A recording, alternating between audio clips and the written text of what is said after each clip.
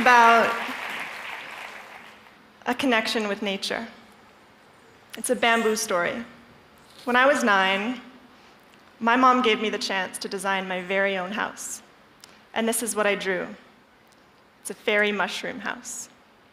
I grew up in Bali with extraordinarily creative parents. They gave me a tin of glass stones, and I designed silver jewelry with it, which Patmade made. I took designing very seriously, and we built my fairy mushroom house. The roof is a big bamboo basket. I loved this house. I loved this house, and I loved my life. Here I am dancing for the gods in Bali. This was my childhood. And then I grew up. Because I was creative, I went off to art school in the States.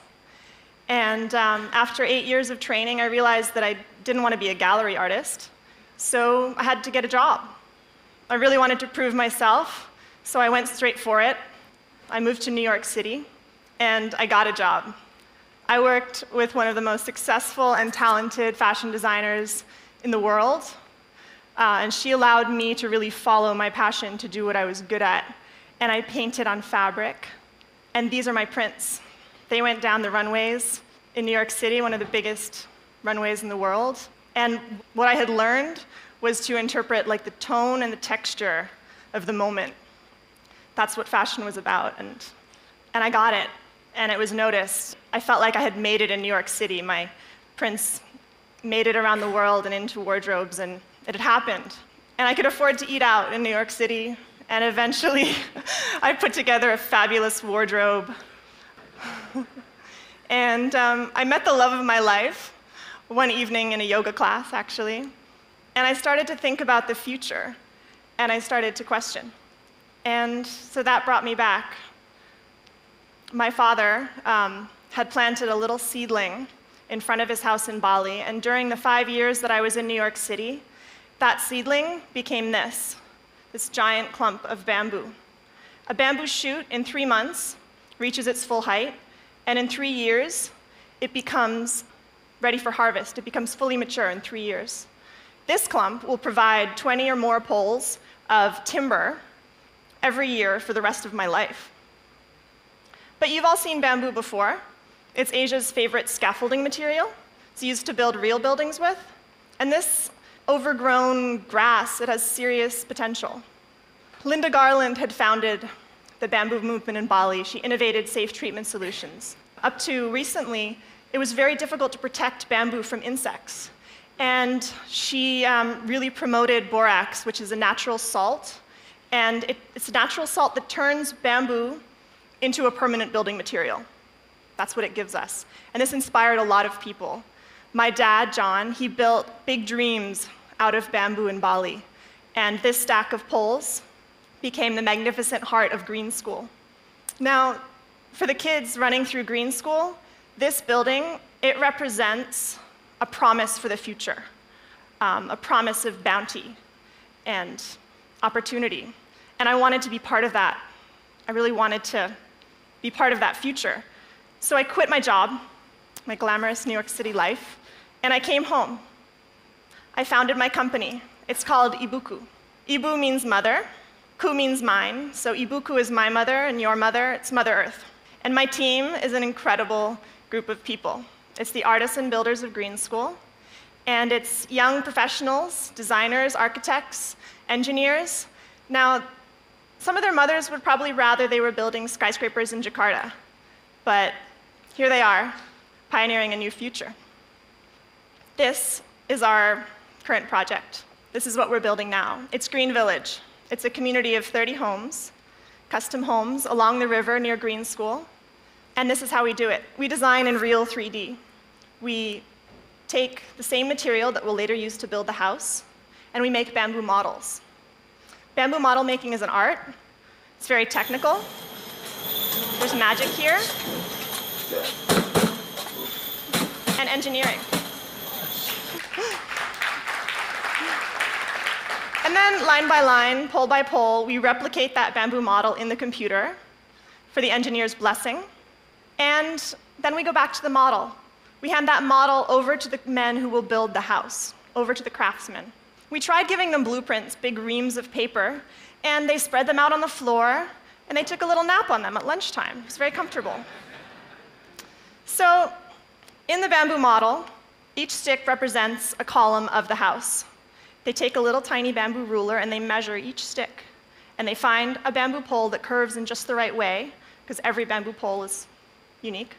They hand select them, and the model rules. And we build 4-story houses without cranes. And 4 months later, 4,000 bamboo shingles later, it looks like something that I think the mushroom fairy would be happy to live in. Now, we follow some very clear design principles in creating these homes. We don't bring in the bulldozers, we don't flatten the land. We follow the natural contours of the slope. We design the house to fit the land. We hand carve deep foundation points into the soil, and we carry the soil uphill and away from the site. We respect the land, and we keep it as it is. And we build light on the land, so light that this little plant survived 6 months of construction above it. Now, our houses, they're almost entirely handmade. This is a bamboo peg going into the floor, and it took me months on the construction site to really stop and grasp this. They were hand whittling each peg before they pinned it into the floor. And there are thousands of pegs in each floor, and we test them rigorously. Now, we don't keep it easy for ourselves. When it comes to the interiors, we sketch, we dream, we make models, we build, we often rebuild. And each home at Green Village is completely unique. Every structure that we've built in bamboo so far is completely unique. And these are the men that make it possible. These are the artists and craftsmen of Bali, and I'm so proud to be working with them again. I knew them in my childhood, and I'm back. And if they weren't here building with us, some of them tell me they'd most likely be making souvenirs out of what's left of the forests. And there's still so much to learn. We've come so far. It's only been a few years, but we've learned a lot, and we're still working at it. We're looking at how to replace our plastic skylights with recycled car windshields. There's still some aluminum in our roofs. We use glues, but we are creating some of the most advanced bamboo structures in the world. And they are homes that are just full of beauty and joy. The sunlight comes in, the breezes come in, occasionally a few bugs. And this is a TV room. It's a basket. It's a cozy place. And I only just recognized when I was preparing this talk how much it reminded me of my fairy mushroom house. It's got that kind of coziness. And the bedrooms, they can close up and turn on the AC if you need it. So we get to have some fun, and we really go for it. We customize almost everything. This is a hand-pounded copper bathtub. And next, we'd like to build the most truly sustainable hotel in Bali.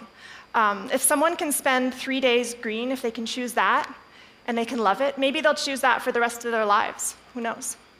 These are places where you connect with nature. And they're strong. So it's incredibly strong.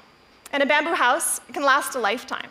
You have to treat it properly. You have to design it very carefully, and it will last. This is a new kind of luxury in the world. And my secret plan in designing these luxurious homes is actually to really show off the possibilities, to inspire and to connect with people about it, because this material has serious potential. I want it to become desirable so that it can be used for many, many more things throughout the world. And it's already happening. This is a chocolate factory. It's 2,000 square meters. It's the biggest commercial bamboo space in the world, and it's in our neighborhood, and it's built entirely from bamboo. We've also built housing for the garbage recyclers who live in Denpasar, in the city. So this is nothing new. This is simple construction that's using a very inexpensive material. It's earthquake resistant, which is invaluable. And it's just a real solution for the tropics. Now, I know of 3 ways to evolve and grow in the world. The first is through crises. Those earthquakes happen. Someone leaves you. You get fired from your job. You start to change pretty quick. The second is to shift along with society at society's pace, and that will happen inevitably. But the third is, I think, why all of you are here today. And that is what gets you up in the morning. It's that sense of taking a personal stand. Whether or not you're prepared, whether or not you have the right qualifications or education. You take a stand and you learn what you need to know along the way. And so this was my only experience in building a house until a year and a half ago. So there's a lot that can be learned and a lot that can be done very quickly. I didn't study architecture. I'm not an engineer. I don't have an MBA. But I'm not alone. I have an incredible team. We have really big dreams. I'm really proud of what we're creating and of the stand that we're taking. Thank you.